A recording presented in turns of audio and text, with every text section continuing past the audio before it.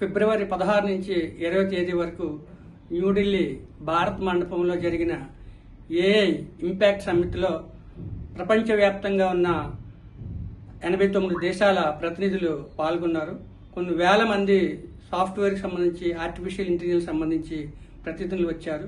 2.5 లక్షల మంది పైగా మన భారతదేశంలో విదేశాల నుంచి వచ్చి సందర్శించారు. అటువంటి ప్రతిష్టాత్మకమైన సభలో ఎవరైతే యూత్ కాంగ్రెస్ కార్యకర్తలు ఉన్నారో వాళ్ళు చొక్కాలు విప్పి అర్ధనగ్న ప్రదర్శన చేసి మన భారతదేశ పరువు ప్రతిష్టలను మరి అంతర్జాతీయంగా దిగజార్చారు. అలాంటి వారిని క్షమించకూడదు. వారిపైన వెంటనే తగిన విచారణ జరిపించి చట్టపరమైన చర్యలు తీసుకోవాలి. ప్రధానమంత్రి శ్రీ నరేంద్ర మోదీ గారి నాయకత్వంలో భారతదేశం అన్ని రంగాల్లో అభివృద్ధి చెందుతుంది.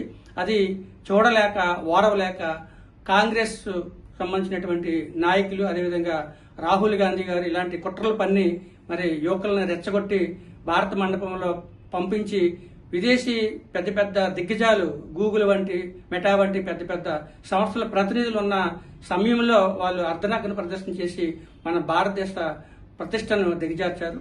అలాంటి వారిని ఖచ్చితంగా ఉపేక్షించకూడదు.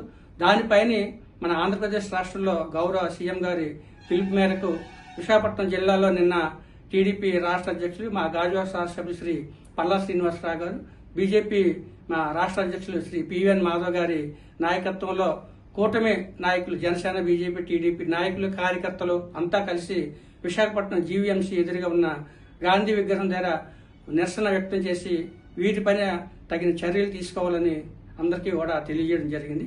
ఇది ప్రజలంతా కూడా గమనించాలి. వికసిత్ భారత్ లక్ష్యంగా ప్రధానమంత్రి శ్రీ నరేంద్ర మోదీ గారు నిరంతరం కష్టపడి పనిచేస్తుంటే కాంగ్రెస్ వాళ్ళు ఇప్పటికే విలువలు లేని పార్టీ కాంగ్రెస్ పార్టీ ఇప్పటికే భారతదేశంలో తుడిచిపెట్టుకుపోయింది. ఇంకా వాళ్ళు విలువలు కోల్పోయే విధంగా ఇటువంటి దిగజార్జుడు చర్యలకు పాల్పడుతున్నారు. వారు రోడ్ల మీద తిరగకుండా ప్రజలంతా కూడా తిరగబడాలి. అప్పుడే వాళ్ళకి తగిన బుద్ధి వస్తుంది. మరి నిన్న విశాఖపట్నం జిల్లాలో జరిగినటువంటి ఈ యొక్క నిరసన కార్యక్రమంలో భారతీయ జనతా పార్టీ నాయకులు, కార్యకర్తలు, మా గాజువాక నుంచి కూడా మేమంతా వెళ్ళి పాల్గొనడం జరిగింది.